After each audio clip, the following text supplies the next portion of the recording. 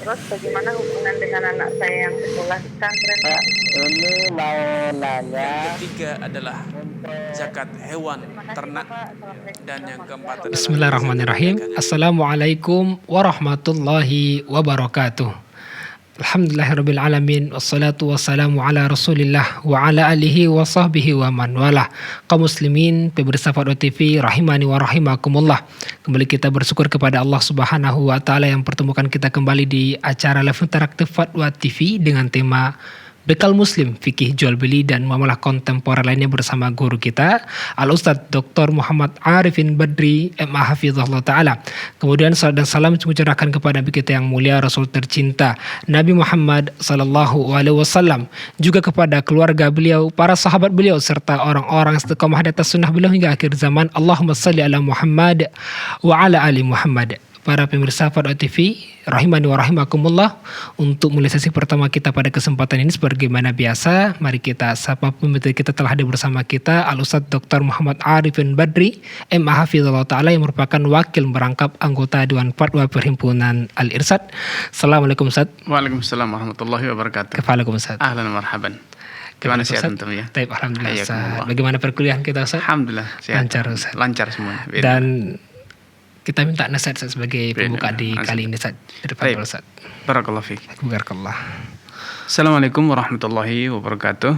Assalamualaikum. Alhamdulillah wassalatu wassalamu ala Rasulillah wa ala alihi wa ashabihi wa man wala ma ba'du. Kaum muslimin, pemirsa Fatwa TV dimanapun Anda berada. Alhamdulillah, puji dan syukur tentu senantiasa kita panjatkan kepada Allah Azza wa Jalla. Berkat kemurahannya, pada kesempatan sore yang berbahagia ini, saya dapat hadir kembali dalam ruang siar Anda untuk bersama-sama kita berinteraksi melalui media yang kita cintai bersama ini. Kaum muslimin, pemirsa dimanapun Anda berada, ada satu hal yang sangat penting artinya dalam kehidupan manusia, yaitu senyum. Murah, mudah, ringan, dan bisa dilakukan dan dimiliki oleh semua orang. Tetapi faktanya tidak semua orang bisa tersenyum. Dan tidak semua orang bisa tersenyum di hadapan semua orang. Ada orang yang tersenyumnya pun pilih-pilih. Ada yang pelit, ada yang dermawan dalam urusan senyum. Subhanallah. Dalam urusan senyum saja, kadang kita merasa berat. Padahal tidak perlu modal, tidak perlu energi, tidak perlu banyak bekal ya. Bahkan tidak perlu ngurus izin. Semua orang boleh tersenyum. Namun senyuman itu memiliki arti yang sangat besar dalam kehidupan kita, apalagi di hadapan atau bagi saudara kita yang kita senyumi. Bila senyuman itu kita lakukan dengan tulus, maka akan menghangatkan suasana, mengakrabkan hubungan, dan bahkan menyelesaikan banyak problematika dalam hidup kita.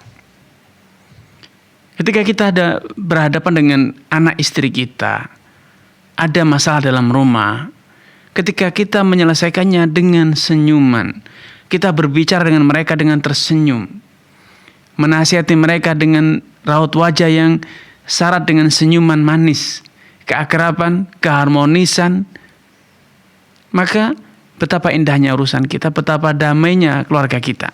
Tetapi ketika kita berusaha menyelesaikan masalah yang paling ringan saja dengan muka yang masam, dengan raut wajah yang dilipat berpuluh-puluh ya, dengan mengernyitkan dahi, memelototkan mata, urat nadi yang menegang, urat leher yang menegang misalnya, suara yang menggelegar, maka urusan yang sepele, remeh-temeh pun menjadi runyam. Makanya dahulu Nabi Shallallahu Alaihi Wasallam begitu peduli dengan urusan yang sekilas terkesan sepele dan remeh ini. Tetapi beliau memberikan porsi yang begitu besar. Beliau mengatakan tabassumuka fi wajhi akhika shadaqah. Ketika engkau tersenyum di hadapan saudaramu itu bernilai sedekah. Kenapa? Karena ketika Anda berjumpa dengan kawan atau sebaliknya Anda berjumpa dengan kawan, dia tersenyum, Anda merasakan subhanallah, riang, girang. Tetapi ketika Anda berjumpa dengan seseorang, mukanya masam, memancarkan amarah, kebencian, matanya melotot, maka yang terjadi horor. Anda pun, waktu Anda, dunia Anda seakan terasa gelap. Rasulullah SAW juga bersabda, la tahqiranna minal ma'rufi syai'an walau an talqa akhaka biwajhin talqin, kata Nabi. Janganlah engkau pernah meremehkan satu kebajikan, walau itu hanya kecil, walau itu hanya sesuatu yang mungkin bagi Anda tidak banyak berarti, tetapi itu sesuatu yang baik, maka jangan pernah meremehkannya, menganggap tiada arti. Sekecil apapun kebajikan itu nilainya sangat besar. Sampai kata Nabi, walau antalqa akhaka biwajhin talik. Sampai pun kalau Anda tidak bisa berbuat apapun untuk saudara Anda, tidak bisa memberi harta, tidak bisa menolong pekerjaannya, tidak bisa memberi saran, maka kata Nabi, jangan sekali-kali engkau remehkan ya senyuman di hadapanmu ketika engkau berjumpa dengannya. Tegur sapa, apalagi diiringi dengan doa yang luar biasa, yaitu Assalamualaikum warahmatullahi wabarakatuh. Tentu ini akan menjadikan suasana perjumpaan Anda menjadi harmonis, menjadi akrab. Yang semula suram pun akan menjadi damai, tentram ya. Semula yang sulit akan menjadi mudah. Karenanya pada kesempatan ini saya mengajak pemirsa untuk membiasakan diri beraut wajah yang simpatik kepada semua orang. Tersenyum. Jangan biasakan bermuram durja. Segera buang rasa kecewa, kebencian, permusuhan, kekecewaan. Ya, serahkan semua urusan Anda kepada Allah, optimis. Dan percayalah, cemberutnya Anda tidak akan menjadikan yang susah menjadi mudah, bahkan sebaliknya yang mudah menjadi susah. Tetapi senyumnya Anda yang dilakukan dengan tulus ketika Anda tersenyum di hadapan saudaramu tidak akan menjadikan Anda terhina, tidak akan menjadikan rezeki Anda sempit, bahkan sebaliknya Anda akan semakin mulia. Urusan Anda semakin mudah, rezeki Anda menjadi lapang. Dengan apa? Dengan senyuman, subhanallah. Ya. La tahqiranna minal ma'rufi syai'an walau an talqa akhaka biwajhin talqin. Jangan pernah engkau meremehkan satu kebajikan apapun, walaupun itu hanya sekedar engkau berjumpa dengan saudaramu dengan wajah yang berseri-seri. Seorang sahabat mengisahkan pengalaman beliau dengan Nabi SAW. Beliau mengatakan, aku tidak pernah berjumpa dengan Nabi SAW kecuali beliau itu tersenyum di hadapanku. Ya, begitu terkesan. Beliau tidak menceritakan bahwa beliau dikasih harta yang banyak, diajari sesuatu yang besar, tidak. Yang beliau kenang, diingat selalu dan tidak bisa terlupakan adalah senyuman yang selalu terpancar, persahabatan, keakraban, kehangatan, interaksi yang begitu luar biasa sehingga itu terus terkenang dan terngiang dalam memori beliau. Karena itu, ikhwatul iman, mari kita biasakan tersenyum di hadapan istri kita, tersenyum di hadapan anak kita, tetangga kita, kawan kita, dan semua orang yang berinteraksi dengan kita. Ya. Kalaupun ada orang yang membenci kita, dia bermasam muka, merlipat-lipat mukanya di depan kita, cemberut, maka selesaikan cemberutnya dia itu dengan senyuman. Inna rifqa la yakunu fi syai'in illa zana. Kelembutan itu tidaklah terjadi engkau lakukan dalam suatu urusan kecuali akan menjadikan urusan Anda semakin indah, ya. Karena itu sekali lagi mari budayakan tersenyum di hadapan saudara kita, keakraban, keharmonisan, pancarkan nilai-nilai keislaman, nilai-nilai keimanan yang itu bisa Anda pancarkan melalui tatapan mata Anda, senyuman Anda yang begitu manis. Wallahu ta'ala. Masalah jazakallah khairan atas nasihat sangat bermanfaat bagi kita semua, karena yang sudah banyak ditinggalkan berarti sunnah yang tertinggalkan gitu Ustaz. Betul. Masalah jazakallah khairan, barakallahu fikum. Demikian para pemirsa nasihat di pembukaan ini, semoga apa yang beliau sampaikan bermanfaat bagi kita semua, dan juga para pemirsa Fuad TV di mana saja Anda berada, bahwasanya acara live interaktif ini juga dirilis oleh radio tergabung di RTVC.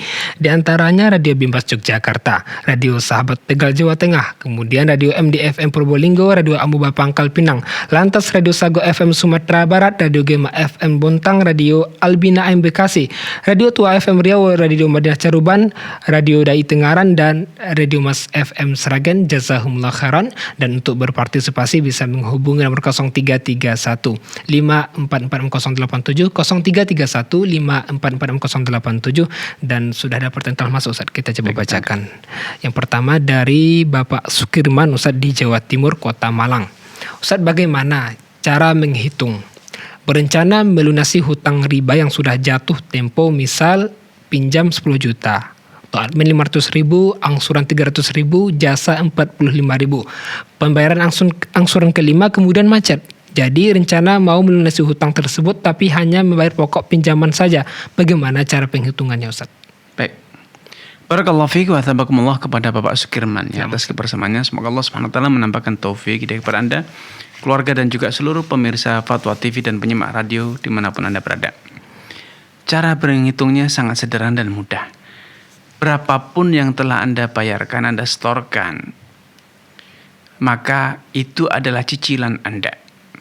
Kalau selama ini sudah dikalkulasi, Anda store misalnya 5 juta dengan perincian yang tadi Anda sebutkan, maka itulah sebetulnya cicilan Anda. Dengan judul administrasi atau komisi atau apapun, itu semua adalah terhitung dari cicilan Anda. Sehingga harusnya Anda hanya berkewajiban membayar separuhnya, yaitu 5 juta lagi. Karena memang Allah Subhanahu wa taala telah menegaskan, fa in tubtum falakum ru'us amwalikum. Kalau kalian betul-betul telah bertaubat dari praktek-praktek riba, maka kalian hanya boleh memungut pokoknya saja, modalnya saja. Nah, kalau tadi disampaikan bahwa nominal hutangnya itu 10 juta, maka dalam hal ini kreditur nasabah atau yang berhutang, yang debitur dalam hal ini, hanya berkewajiban untuk membayar 10 juta, tidak boleh lebih, tidak boleh kurang. Ya, tidak lebih dari 8 juta 10 juta tersebut. Kalau sampai ada penambahan dengan judul apapun, maka itu adalah bentuk kezaliman alias riba. La tadzlimuna wa la tudzlamun. Dengan hanya memungut pokoknya saja, maka kalian tidak menzalimi dan juga tidak dizalimi. Wallahu taala alam. Jazakallah khairan atas jawaban dan penjelasannya. Demikian yang bertanya, semoga bisa dipahami. Soal berikutnya, Ustaz, dari Ibu Neni Rodia di Sumatera Selatan, Kabupaten Lahat. Afwan Ustaz, izin bertanya, apa hukum suatu sekolah yang menetapkan syarat dalam biaya SPP tidak dituliskan dalam bentuk akad? Yang pertama, bayar rincian biaya pemasukan tidak ada, hanya berupa nominal total biaya keseluruhan. Yang kedua, untuk pembayaran SPP per bulan tidak dicatat. Membingungkan tatkala kita sudah bayar dibilang belum bayar. Dan yang ketiga, misal ada yang tak mampu lalu diberi keringanan semampunya, tapi tetap diminta terus. Jika mau drop out tidak boleh, tapi masih diwajibkan bayar semampunya, Ustaz. Ya. Barakallahu fiik wa thabakumullah kepada Ibu Deni ya. Semoga Allah Subhanahu wa taala menampakkan taufik hidayah kepada Anda, keluarga, dan juga seluruh pemirsa Fatwa TV dan penyimak radio dimanapun Anda berada. Di dunia ini tidak semua bisa dirinci dan diperjelaskan secara tuntas. Sederhana, contoh yang Anda sepakat ketika Anda misalnya menginap di suatu perhotelan. Di sana ada banyak fasilitas yang Anda dapat. Ada kamar mandi, ada sabun, ada pasta gigi, ada tempat tidur, ada kewenangan menggunakan wifi, menggunakan colokan listrik, menggunakan kolam renang, Anda juga sarapan pagi. Semua nilainya global. Anda tidak pernah komplain dengan hal itu. Anda tidak pernah mempermasalahkan. Ini tidak transparan pengelolaan keuangannya. Anda hanya berpikir yang penting nginap, memiliki fasilitas, ada menggunakan televisi, ada wifi, ada macam-macam. Anda tidak pernah berpikir bagaimana dan berapa masing-masing pelayanan tersebut. Belum lagi Anda di sana juga ada minibar, ada kopi, teh, gula, ada air mineral, Anda juga tidak pernah bertanya berapa nominal semuanya itu. Pokoknya Anda membayar 500.000, 700.000, 1 juta, Anda memiliki fasilitas semuanya itu. Sehingga saya sangat heran. Ketika kita berbicara tentang pendidikan, ketika kita berbicara tentang biaya pendidikan anak kita, yang di lembaga tersebut memang banyak fasilitas dan juga layanan. Ada lapangan, ada kelas, ada pendidikan berupa kurikuler dan ekstrakurikuler. Belum lagi ada bimbingan, belum lagi ada pelaporan nilai kepada dinas terkait, dan berbagai macam lainnya. Ada penggunaan ruang kelas, ada aula, dan masih banyak lagi. Yang kalau itu dirinci, maka menjadikan biaya pendidikan justru semakin mahal. Kenapa? Karena dibutuhkan manajemen yang banyak. Dan yang kedua, akan menjadikan tim sekolah tersebut, guru dan lain sebagainya, akan tersibukkan dengan hal yang bersifat remeh-temeh, administrasi. Akhirnya mereka tidak bisa fokus untuk memberikan pelayanan pendidikan. Yang ketiga, ketika kita berbicara tentang hak anak-anak didik, maka semua orang tua pasti sepakat agar sekolah memberikan pelayanan yang terbaik, fasilitas yang terbaik, pendidikan yang terbaik. Namun ketika kita meminta untuk masing-masing duduk mendeskripsikan seperti apakah pendidikan yang terbaik, layanan yang terbaik, administrasi yang terbaik, maka orang tua sendiri juga tidak akan bisa menjelaskan seperti apa yang ia inginkan agar itu menjadi layanan yang transparan. Guru bagaimana mengajarnya, apa saja yang akan diajarkan. Orang tua tidak bisa mendeskripsikan apa yang dia butuhkan. Guru kalau harus mendeskripsikannya, kadang juga orang tua kadang-kala tidak siap mendengarkannya atau tidak paham apa maksudnya. Sehingga dalam layanan-layanan semacam ini, para ulama memang tidak mensyaratkan harus dideskripsikan secara tuntas. Satu item per item tidak. Tetapi mereka selalu mengukur dengan sarana lain, satuan ukur yang mudah difahami dan mudah dideskripsikan. Satuan waktu misalnya, mendapatkan layanan pendidikan 1 semester sekian bulan, sekian hari. Kedua, pelayanan pendidikan itu adalah sesuai dengan kurikulum itu disampaikan dengan tuntas. Ketiga, anaknya bisa naik kelas, mengikuti ujian, dan berbagai satuan-satuan ukur yang mudah difahami oleh semua orang. Ya, sehingga jangan hanya mengharapkan sekolah mendeskripsikan apa layanan yang diberi, tetapi coba orang tua berpikir, silahkan, pernahkah orang tua datang kepada sekolah mengajukan kriteria layanan yang ingin dia dapatkan? Saya ingin mendapatkan layanan yang demikian-demikian. Karena kalau kita berpikir komersial, seharusnya Bapak Ibu ketika ingin membeli sesuatu barang, dia pasti sudah memiliki kriteria. Saya mau beli otomotif misalnya, merek A, seri ini, warnanya ini, dia bisa menjelaskan. Tapi pernahkah orang tua datang ke sekolah? Datang dengan kriteria, saya ingin layanan sekolah itu demikian, gurunya demikian-demikian, tidak pernah. Di awal, semua orang tua pasrah bongkoan, kata orang. Pasrah apa adanya, pokoknya anaknya sekolah diterima. Orang tua juga tidak pernah mendeskripsinya. Sehingga kalau kita berpikir layanan sekolah itu ada unsur gharar, maka gharar pertama kali itu justru muncul dari orang tua. Karena orang tua membeli kucing dalam karung. Orang tua membeli kucing dalam karung karena dia tidak pernah mendeskripsikan apa yang dia mau. Seperti halnya ketika Anda datang ke rumah makan, Anda ingin makan, berbelanja. Datang kepada pelayan, saya butuh makan. Ditanya oleh pelayan, baik Pak, mau makan apa? Tidak tahu. Ya beri apa saja. Pokoknya menu yang paling enak di sini. Yang paling bagus. Anda tidak pernah mendeskripsikan meminta apa. Kemudian ketika disuguhi oleh pelayan, nasi goreng dengan telur goreng, ya, lalapan mentimun, Anda komplain, loh ini tidak bagus, tidak maksimal, seharusnya ada gulainya. Tapi salah pertama siapa? Anda ketika datang tidak pernah mendeskripsikan apa yang Anda mau. Ini tantangan, dan untuk mengurai masalah ini seharusnya kita duduk lebih terbuka, harus memahami sebetulnya pendidikan anak itu tanggung jawab siapa? Tanggung jawab orang tua.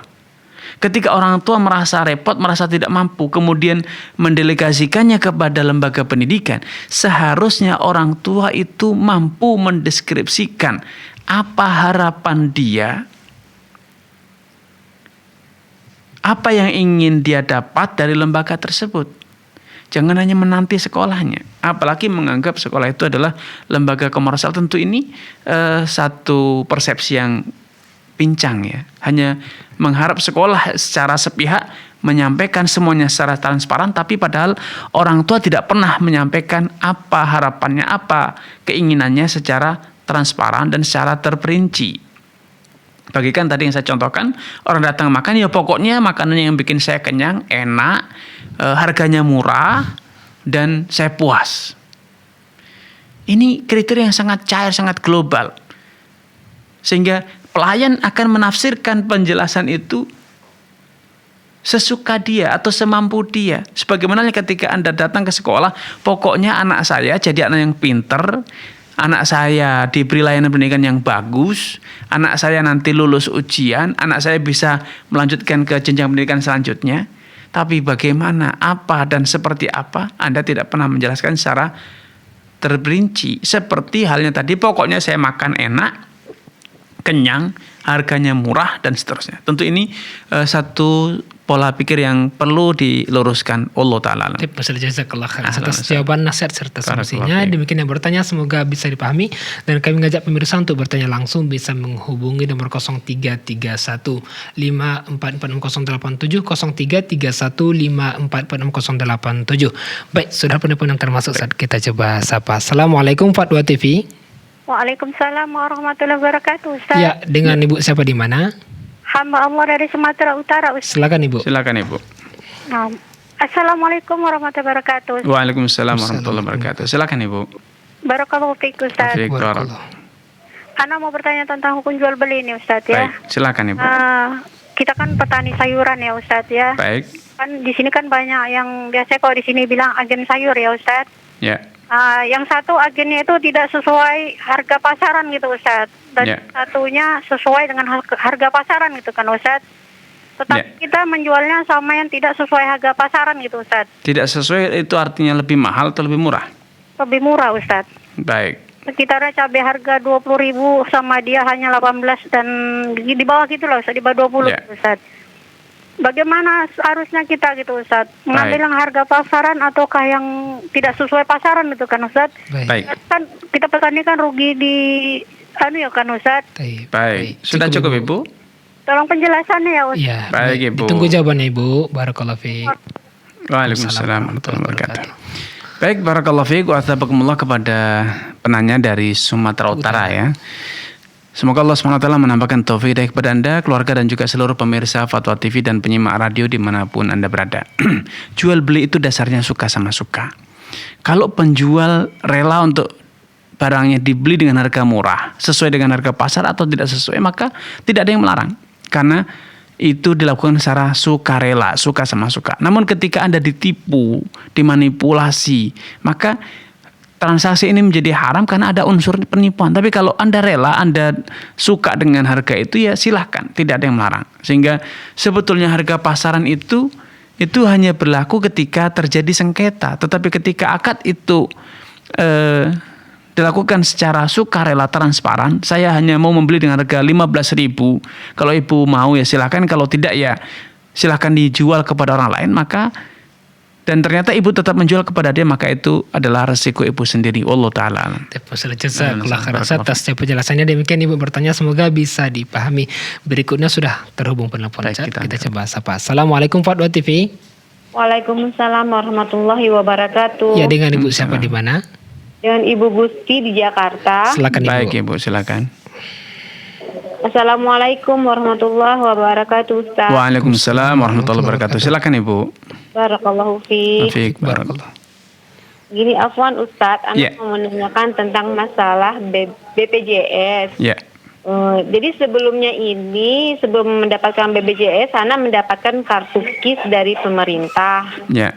Kartu Nah. Indonesia Pintar ya. Iya, kartu Indonesia Sehat. Oh, oke, KIS. Kartu Indonesia Sehat. Ya, silakan. Ya, KIS. Nah, setelah itu, di perusahaan suami Ana ternyata setiap karyawan itu diwajibkan memiliki BPJS. Jadi perusahaan membikinkan BPJS untuk semua karyawan begitu. Baik, ya. Termasuk keluarganya. Iya, jadi yang Anda pertanyakan sekarang, kata suami Ana, jadi kalau kita sudah bikin BPJS itu, kartu KIS-nya itu sudah tidak bisa digunakan lagi. Sedangkan Ana sebenarnya kan takut riba, Ustadz, katanya BPJS itu termasuk riba kalau kita yang prabayar. Kalau KIS, Ana kan tidak bayar preminya, Ustadz. Jadi gimana cara Ana untuk, apakah Ana boleh menggunakan BPJS itu atau tidak, Ustadz? Baik. Sudah cukup Ibu? Ya cukup. Baik, ya, barakallahu fiik. Baik, terima kasih kepada Ibu Gusti di Jakarta atas kebersamaannya. Semoga Allah SWT menambahkan taufik kepada Ibu, keluarga dan juga seluruh pemirsa Fatwa TV dan penyimak radio dimanapun Anda berada. Secara akad ya, memang skema asuransi kesehatan atau asuransi tenaga kerja dan yang lainnya itu belum memenuhi kriteria syariat. Tetapi ketika kita mendapatkan fasilitas diberi oleh negara ataupun oleh Pemda ataupun oleh perusahaan, maka kita boleh menggunakannya. Kalau tadi dikatakan setiap karyawan itu harus terdaftar di BPJS Kesehatan, termasuk juga BPJS Ketenagakerjaan, maka itu memang suatu aturan yang diwajibkan atas semua pemberi pekerjaan, sehingga statusnya sebetulnya walaupun dalam administrasinya itu dipotongkan dari gaji karyawan, sehingga di slip gaji itu ada potongan sekian rupiah, sekian persen untuk biaya asuransi kesehatan dan yang lain, maka itu sebetulnya adalah fasilitas karena hak karyawan itu adalah mendapatkan layanan kesehatan, termasuk mendapatkan layanan purna bakti atau jaminan kesehatan, jaminan kecelakaan kerja, dan berbagai hak-hak yang lain yang itu telah disepakati antara kedua belah pihak ketika mengadakan ikatan kontrak kerja, ya, sehingga karyawan dalam hal ini tidak masalah menggunakannya, walaupun kemudian perusahaan mendapatkan atau bisa memberi layanan itu dengan kerjasama dengan asuransi atau yang lainnya, maka itu tanggung jawab perusahaan, bukan tanggung jawab karyawan. Wallahu ta'ala alam. Jazakallah khairan atas jawaban penjelasannya. Demikian yang bertanya, semoga bisa dipahami. Sudah terhubung penelpon berikutnya, kita coba angkat. Assalamualaikum Fatwa TV. Waalaikumsalam warahmatullahi wabarakatuh. Ya, dengan Ibu siapa di mana? Hamba Allah di Sumatera Utara. Silakan Ibu. Assalamualaikum warahmatullahi wabarakatuh, Ustaz. Waalaikumsalam warahmatullahi wabarakatuh. Silakan Ibu. Ini masalah membadalkan haji, Ustaz. Baik Ibu. Orang tua saya beliau udah mendaftar di suatu travel mau naik haji. Rupanya beliau sakit. Kebetulan di travel itu petugasnya untuk haji itu anak kakak beliau. Bisakah dibadalkan kepada dia? Baik. Dan berapa kita harus membayar untuk Baik Ibu. Cukup Ibu? Sudah cukup Ibu? Ya. Terima kasih Ibu. Baik, barakallahu fiik wa athabakumullah kepada Ibu yang bertanya dari Sumatera Utara tadi. Semoga Allah SWT menambahkan taufik kepada Ibu, keluarga dan juga seluruh pemirsa dan penyimak radio dimanapun Anda berada. Badal haji, maka minimal ya idealnya adalah bagaimana orang yang menghajikan itu berangkat dari rumahnya dan kembali lagi ke rumahnya kembali dengan selamat ya. Dan biaya operasional perjalanan termasuk pengadaan hewan hadi, misalnya kalau memang hajinya tamattu, itu semuanya ditanggung. Termasuk biaya akomodasi dia makan, menginap di sana itu juga idealnya ditanggung. Ya. Sehingga kalau kita menugaskan orang dari Indonesia, maka tentu biaya keberangkatan dari Indonesia sampai dia pulang lagi ke Indonesia itu semua ditanggung oleh yang meminta untuk dibadalkan. Tetapi dengan syarat yang kita minta untuk membadalkan tersebut dalam kondisi sudah pernah berhaji untuk dirinya sendiri. Sehingga orang yang boleh mewakili orang lain dalam menunaikan haji itu syaratnya adalah sudah pernah haji untuk dirinya sendiri. Alias kewajibannya berhaji sudah gugur terlebih dahulu. Baru dia boleh mewakili orang lain. Karena Rasulullah SAW pernah bersabda, hujja an nafsika thumma hujja an syubrumah. Kalau kau ingin menghajikan syubrumah, itu salah seorang waktu itu yang minta dihajikan, berhaji dulu untuk dirimu, baru engkau bisa berhaji untuk syubrumah, ya.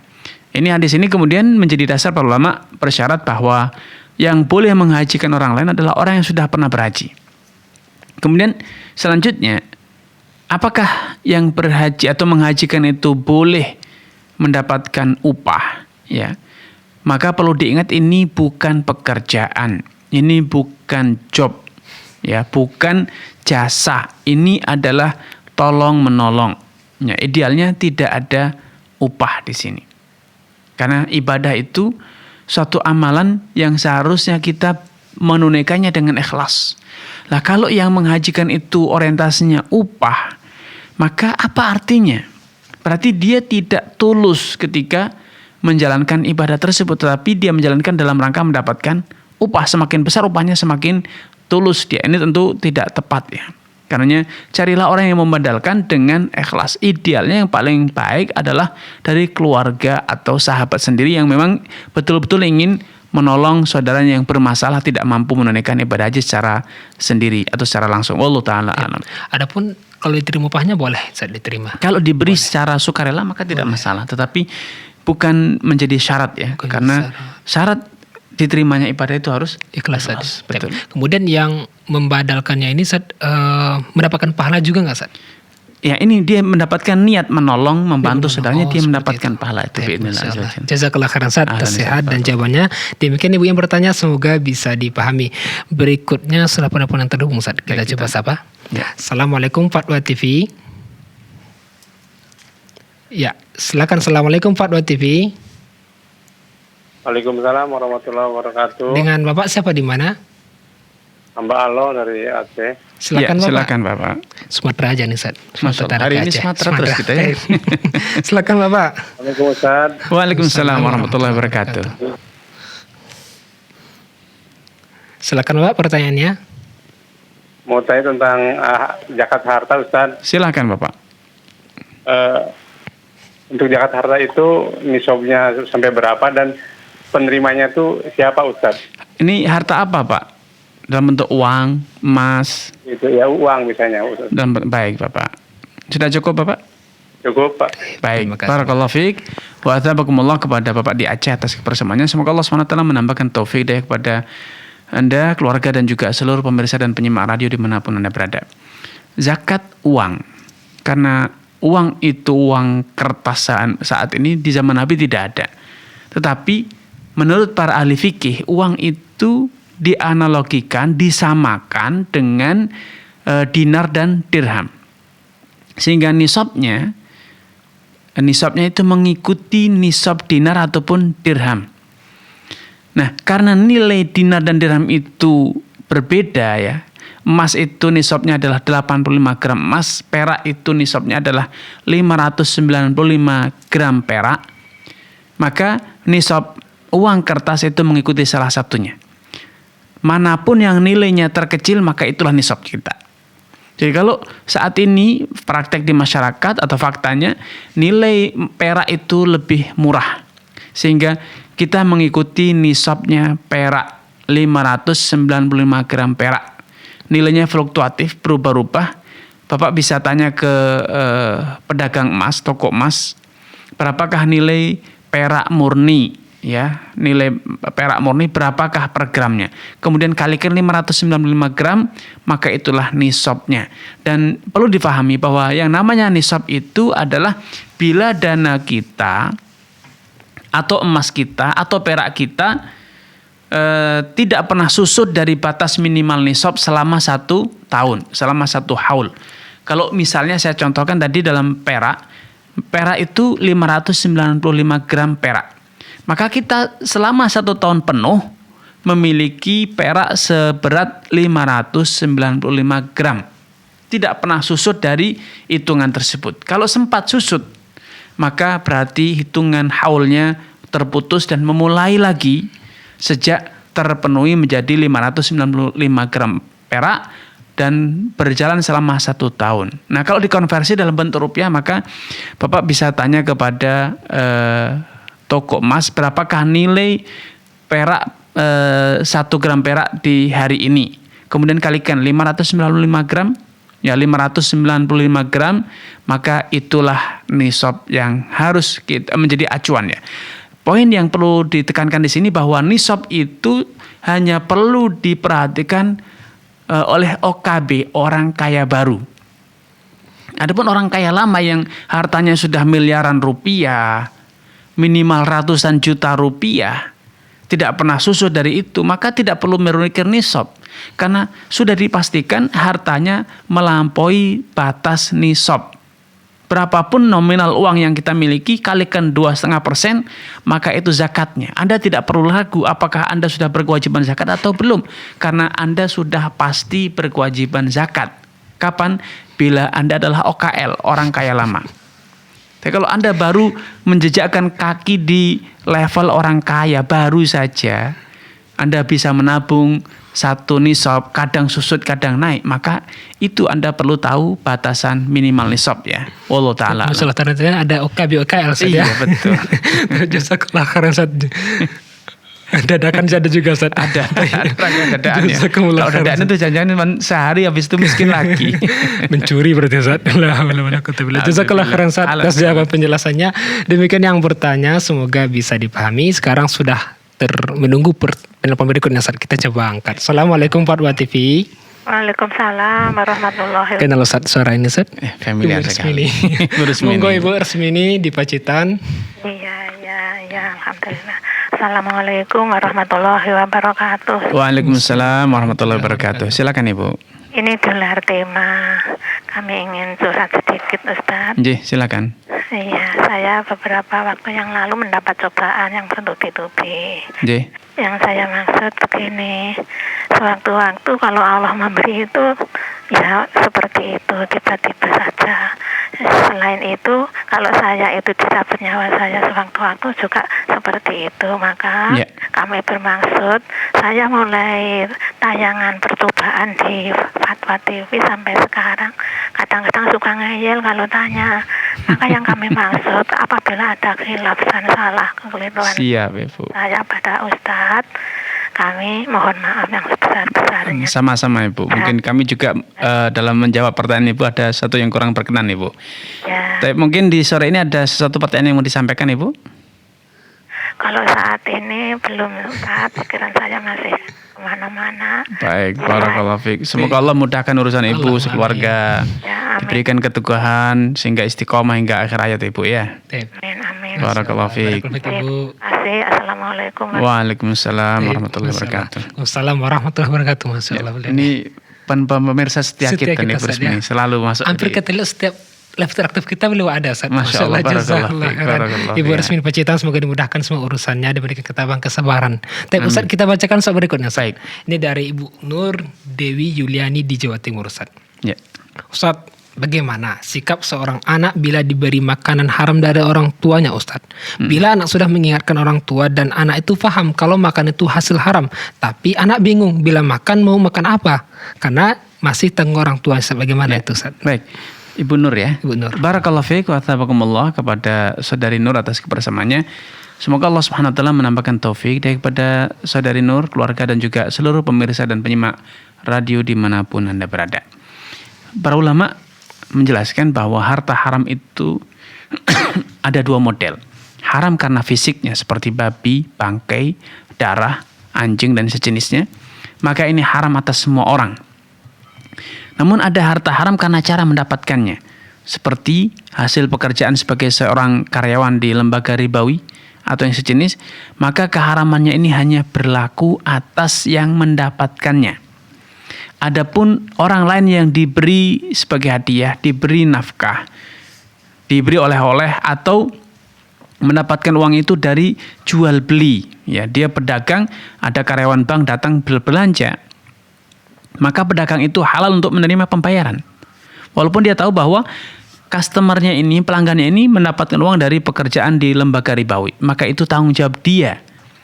Adapun Anda yang mendapatnya dengan jalur nafkah, mendapatkan jalur hadiah, jamuan atau yang lainnya, halal untuk menerima. Lain halnya bila keharamannya itu, harta itu didapat dengan cara-cara yang tidak sukarela, perampok, pencuri, maka ini keharamannya berlaku atas semua orang pula.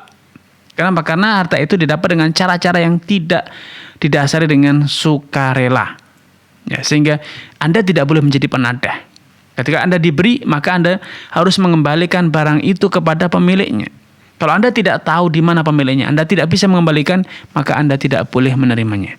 Namun, nampaknya dari pertanyaan ini, bukan kelompok harta ini yang dimaksud, tetapi adalah orang tua yang bekerja di institusi riba dan yang sejenis, maka itu dosanya tanggung jawab orang tua Anda. Tanggung jawab Anda harus bersabar, mendakwai, mengingatkan, membantu orang tua dalam mencari pekerjaan yang halal, mencari mungkin mulai Anda berlatih berwirausaha, sehingga Anda bisa membukakan pintu-pintu pekerjaan yang halal untuk orang tua Anda. Wallahu ta'ala. Jazakallah khairan atas jawaban dan penjelasannya. Demikian yang bertanya semoga bisa dipahami. Sudah ada penelpon terhubung, saya kita coba angkat. Assalamualaikum Fatwa TV. Assalamualaikum Fatwa TV. Ya, silakan. Assalamualaikum Fatwa TV. Waalaikumsalam. Ya, dengan Bapak siapa di mana?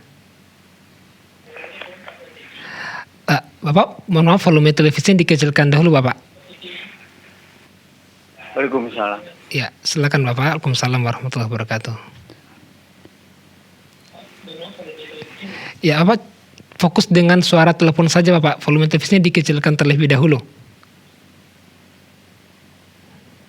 Ya, dengan siapa di mana? Terputus. Kita bacakan berikutnya dan bisa menghubungi lagi di 0331544087 dengan ketika telah terhubung harap volume televisi dikecilkan terlebih dahulu dan fokus kepada telepon saja. Barakallahu fiik. Soal berikutnya Ustaz dari Ibu Rizka Adiswara. Ustaz, mohon maaf izin bertanya. Saya bekerja di pemerintahan sebagai PNS di bidang listrik dan mengurusi perizinan genset bagi pelaku usaha demi keamanan dan menghindari bahaya listrik atau kebakaran. Apabila sewaktu-waktu ada bank yang mengajukan perizinan genset ke kami, apakah kami akan terkena dosa jariah terkait riba? Baik. Barakallahu fiik wa tabakumullah kepada Ibu Rizka atas kebersamaannya. Semoga Allah SWT menambahkan taufik kepada Anda, keluarga dan juga seluruh pemirsa Fatwa TV dan penyimak radio dimanapun Anda berada. Dalam hal ini Anda tidak terlibat dalam praktek riba. Ya. Anda tidak terlibat dalam praktek riba karena layanan yang Anda berikan, perizinan itu tidak ada hubungannya dengan praktek riba. Itu layanan itu betul-betul layanan yang berkaitan dengan keamanan ya. Sehingga mereka pun harus ditertibkan, kalau tidak akan mengancam keselamatan banyak orang. Wallahu ta'ala. Jazakallah khairan atas jawaban penjelasannya. Demikian yang bertanya semoga bisa dipahami. Soal berikutnya kita bacakan dari Bapak Didi di Jawa Barat, Ustaz, Kabupaten Bekasi. Ustaz, mohon izin bertanya, apa hukumnya investasi di Fintech? Fintech ya. Fintech. Barakallahu fiik wa tabakumullah kepada Bapak Didi atas kebersamaannya. Semoga Allah Subhanahu wa taala menambahkan taufik kepada Bapak Didi, keluarga dan juga seluruh pemirsa Fatwa TV dan penyimak radio dimanapun Anda berada.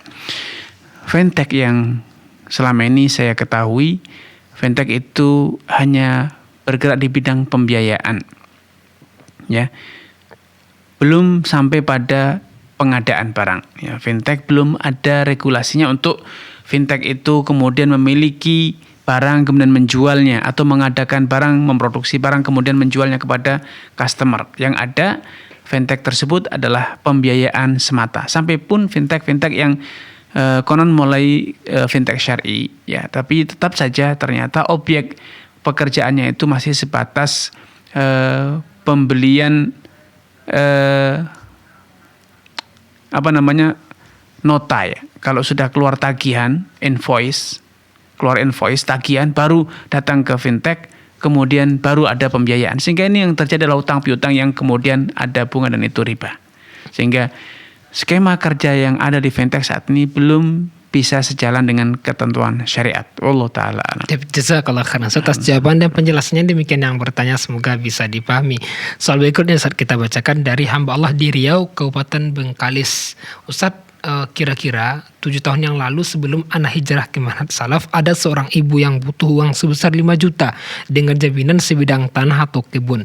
Ayah ana menggarap ladang tersebut dengan modal dari ana. 3 tahun kemudian ladang tersebut mulai menghasilkan sedikit-sedikit, tapi itu hanya cukup untuk beli pupuk dan pertanian saja, dan ada penelpon yang menunggu. Kita angkat dulu saja. Silakan. Assalamualaikum Pak Dua TV. Waalaikumsalam warahmatullahi wabarakatuh. Silakan Bapak. Ini Juga familiar itu juga saya. nih. Ya. Silakan Bapak. Silakan Pak. Pak Rizal, silakan. Begini Ustaz, 2 hari yang lalu keponakan istri Ana ada menanyakan tentang hukum jual beli kucing. Ya. Lalu istri Ana bilang itu tidak boleh. Betul. Setelah itu dia Ustaz searching di Google, lalu dikirim ke istri Ana ada tulisan artikel bahwa Imam 4 mazhab membolehkan jual beli kucing. Bagaimana Ustaz? Baik Bapak. Sudah cukup Bapak? Ya, kelahiran Ustaz. Barakallahu fiik. Baik, terima kasih kepada Bapak Rizal di Singkawang atas kebersamaan. Semoga Allah SWT menampakkan taufik dari kepada Pak Rizal, keluarga, dan juga seluruh pemirsa Fatwa TV dimanapun Anda berada. Rasulullah SAW bersabda, disebutkan dalam hadis Jabir, nah Rasulullah SAW Nabi melarang kita mendapatkan penghasilan dari jual beli anjing dan kucing. Jual beli anjing, mayoritas ulama mengatakan itu haram. Ya, secara mutlak, baik anjing yang digunakan berburu atau tidak, anjing yang dimanfaatkan atau tidak, maka haram. Adapun masalah kucing, seperti yang tadi disampaikan Pak Rizal, banyak para ulama yang membolehkan. Larangan tersebut hanya makruh, hanya pada level makruh saja, tidak sampai pada level haram. Ya, kemudian apa dasar para ulama atau dasar sebagian ulama tersebut atau mayoritas ulama tersebut untuk mengatakan bahwa larangan hadis menjual belikan atau mendapatkan hasil penjualan kucing itu tidak sampai haram, hanya sebatas makruh? Karena keumuman dalil-dalil yang membolehkan jual beli, wa halalul bai' wa harrama riba, Allah menghalalkan jual beli dan mengharamkan riba, dan juga berdalil dengan adanya keberadaan kucing di para sahabat waktu itu seperti Abu Hurairah dan yang lainnya. Nabi juga mengatakan innaha laisat binajis innaha tawafin alaikum wa tawafat. Kucing itu tidak najis karena kucing itu selalu berinteraksi dengan kita, berada di sekitar kita ya. Nah, dalil-dalil yang umum ini kemudian dijadikan alasan untuk menafsiri larangan mendapatkan hasil penjualan kucing. Mereka kemudian mengatakan itu makruh ya. Tetapi walaupun ini pendapat mayoritas ulama, tetapi secara tinjauan dalil pendapat tersebut kurang kuat. Kenapa? Karena jelas-jelas Nabi mengatakan Jabir bin Abdullah mengatakan zajara. Nabi mencela. Sebagaimana hadis ini diartikan dalam urusan jual beli anjing sebagai hadis yang bermakna haram, maka idealnya kucing yang disebutkan secara bersamaan bersama anjing dalam redaksi hadis ini juga idealnya bermakna yang sama, haram. Karena itu walaupun ini pendapat minoritas ya, tetapi secara tinjauan dalil ini lebih kuat dibanding pendapat mayoritas. Karena mayoritas ataupun minoritas itu bukan standar kebenaran. Standar kebenaran adalah bagaimana redaksi dalil dari Nabi SAW dan juga dalam Al-Quran Al-Karim. Allah Ta'ala Masalah jazakallah khairan. Jawaban dan penjelasannya demikian Pak Rizal yang bertanya, semoga bisa dipahami. Sudah terhubung penelpon berikutnya, kita coba sapa. Assalamualaikum Fatwa TV. Assalamualaikum Fatwa TV. Halo. Ya, Assalamualaikum Fatwa TV. Terputus seperti yang bisa kembali menghubungi nomor 0331544087. Baik, kita bacakan soal yang tertunda tadi, Ustaz. Ulang lagi, Ustaz ya. Ustaz, bismillah, kira-kira 7 tahun yang lalu sebelum ana hijrah ke Manhaj Salaf, ada seorang ibu yang butuh uang sebesar 5 juta dengan jaminan sebidang tanah dan kebun. Ayah ana menggarap ladang tersebut dengan modal dari ana. Masalah kembali terhubung, Ustaz. Kita dahulukan, Ustaz ya. Silakan. Assalamualaikum Fatwa TV. Waalaikumsalam warahmatullahi wabarakatuh. Ya. Dengan Ibu siapa di mana? dengan Ibu Yanti di Sumatera Barat. Silakan Ibu. Ya, silakan Yanti. Ibu. Betul-betul hari ini Sumatera saja. semua. Silakan Ibu Yanti. Silakan Ibu. Ya Pak, Assalamualaikum warahmatullahi wabarakatuh. Waalaikumsalam warahmatullahi wabarakatuh. Silakan Ibu Yanti. Ini Ustadz, saya mau nanya tentang suami saya kan bekerja di bank, di perusahaan pupuk subsidi pemerintah yang dikelola oleh PT. Karena udah lama bekerja, jadi ada perusahaan itu mau ngasih hadiah berupa sepeda motor. Ya.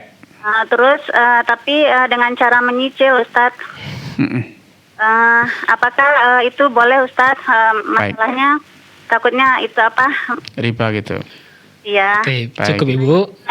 Tanya itu diangsur oleh perusahaan tersebut, Ustadz. Baik. Silakan. Terima kasih Ibu. Ya. Baik. Barakallahu fiik wa atabakumullah kepada Ibu Yanti di Sumbar, Sumatera Barat atas kebersamaannya. Semoga Allah SWT menambahkan taufik kepada Ibu, keluarga dan juga seluruh pemirsa Fatwa TV dan penyimak radio dimanapun Anda berada.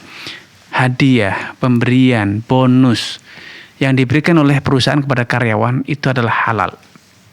Selama pekerjaan karyawan tersebut halal dan karyawan tersebut mendapatkannya dengan cara-cara yang halal, bukan manipulasi. Kadang karyawan memanipulasi data, tidak masuk tapi tetap absensi, titip absen kepada kawan, tidak boleh. Tapi kalau itu betul-betul didapat karena memang prestasinya, karena memang dia memenuhi kriteria, maka halal untuk menerimanya, walaupun perusahaan mendapatkan itu dengan cara dikredit dari bank misalnya. Itu tanggung jawab bank, bukan tanggung jawab karyawan. Karena karyawan mendapatkannya melalui jalur bonus ataupun fasilitas atau hadiah. Wallahu ta'ala alam. Masalah jazakallah khairan atas jawaban penjelasannya. Demikian Ibu yang bertanya, semoga bisa dipahami. Berikutnya sudah terhubung lagi saat kita coba sapa. Assalamualaikum Fatwa TV. Waalaikumsalam warahmatullahi wabarakatuh. Ya, dengan siapa di mana?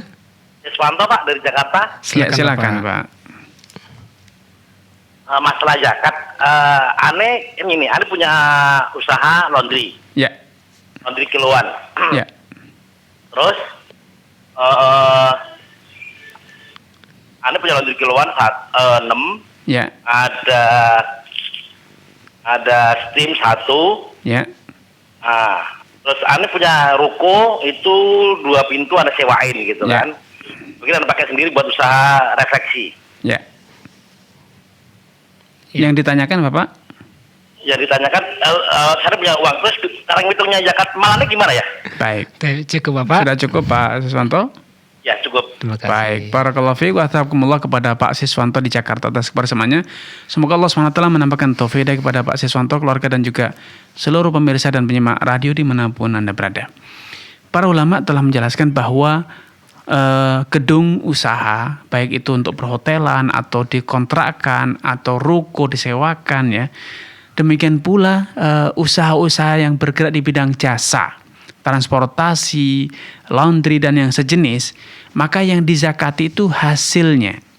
Kalau dari usaha-usaha tersebut kemudian ada hasil yaitu uang sewa yang terkumpul 1 nisab, dan itu uang 1 nisab itu hasilnya yang terkumpul 1 nisab itu kemudian berlalu selama 1 tahun atau disebut dengan 1 haul hijriyah, setahun hijriyah, maka wajib dizakati. Sehingga yang dizakati itu hasilnya bukan alat produksinya atau alat untuk jasanya ya, bukan gedungnya, bukan mesinnya, tetapi hasil dari usaha tersebut digabungkan dengan uang tunai yang mungkin kita miliki dari jalur lain, gaji misalnya atau hibah atau warisan, digabungkan kemudian dikalikan dengan 2,5%, itulah zakat yang harus dikeluarkan. Wallahu ta'ala. Jazakallah khairan. Demikian yang bertanya, semoga bisa dipahami.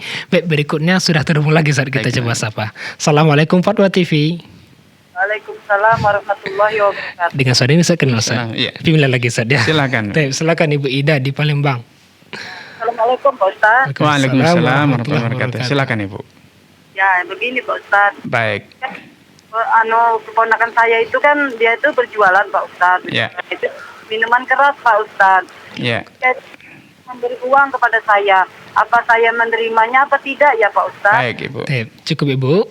Ya, cuman itu. Assalamualaikum Pak. Waalaikumsalam warahmatullahi wabarakatuh. Baik, barakallahu fiikum wa atabakumullah kepada Ibu Ida di Palembang atas perasaannya. Semoga Allah SWT menambahkan taufik kepada Ibu, keluarga dan juga seluruh pemirsa Fatwa TV dan penyimak radio dimanapun Anda berada.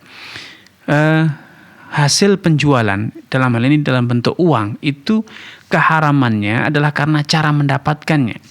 Sehingga keponakan ibu yang mendapatnya dengan cara jual beli khamar, jual beli barang haram, haram untuk menikmati uang tersebut.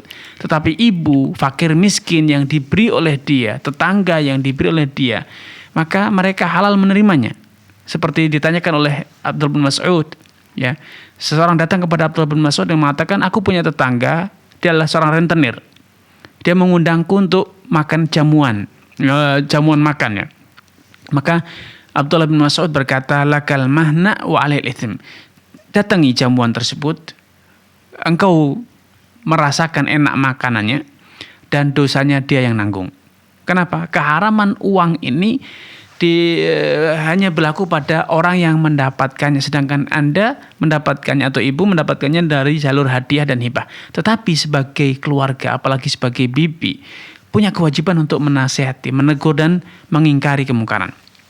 Kalau dengan cara menolak hadiahnya itu, keponakan bisa sadar, keponakan bisa terpukul, sehingga dia introspeksi diri tentang pekerjaan tersebut, maka alangkah baiknya bila ibu tidak menerima, agar ini menjadi pelajaran hukuman sosial kepada orang yang berbuat maksiat.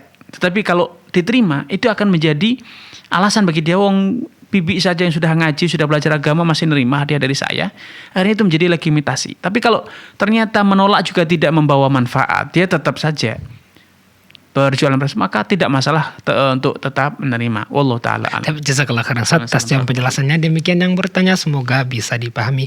Sudah kembali terhubung lagi, saat kita coba sapa langsung. Assalamualaikum Fatwa TV. Waalaikumsalam warahmatullahi wabarakatuh. Iya, dengan siapa di mana? Dengan Ibu Yanti yang tadi, Ya, silakan Ibu. Ini Pak Ustadz, Assalamualaikum Pak Ustadz. Assalamualaikum. Tambahan yang tadi, Ya. Itu kita itu disuruh sama PT itu untuk ini Ustadz, kita yang menyuruh, kita yang disuruhnya untuk mengurus ke showroom itu gimana tuh Ustadz? Ya. Boleh nggak seperti itu? Insya Allah tidak apa-apa Ibu, tidak masalah. Oh, nggak apa-apa ya. Cukup Ibu, bisa dipahami Ibu. Demikian Ibu, semoga bisa dipahami dan merupakan pertanyaan penutup di perjumpaan Ustaz. Jazakallah khairan Ustaz. Walaupun mestinya masih banyak Ustaz yang menunggu Ustaz. Dan para pemirsa Fatwa TV, tersaksikan acara Relevant Interaktif Fatwa TV setiap hari Senin hingga Jumat. Dan untuk mendapatkan informasi kegiatan Dewan Fatwa Perhimpunan Al-Irsad dan juga Fatwa TV, Anda dapat akses di website www.dewanfatwa.com. Syukran wa jazakumullah khairan atas kebersamaan semua. Terakhir jazakumullah khairan atas faedahnya Ustaz. Barakallahu fikum. Kita tutup dengan baca doa kafaratul majlis. Subhanaka wa bihamdika asyhadu an la ilaha illa anta astaghfiruka wa atubu ilaika. Wassalamualaikum warahmatullahi wabarakatuh. Terus bagaimana hubungan dengan anak saya yang sekolah pesantren? Ini mau nanya. Ketiga adalah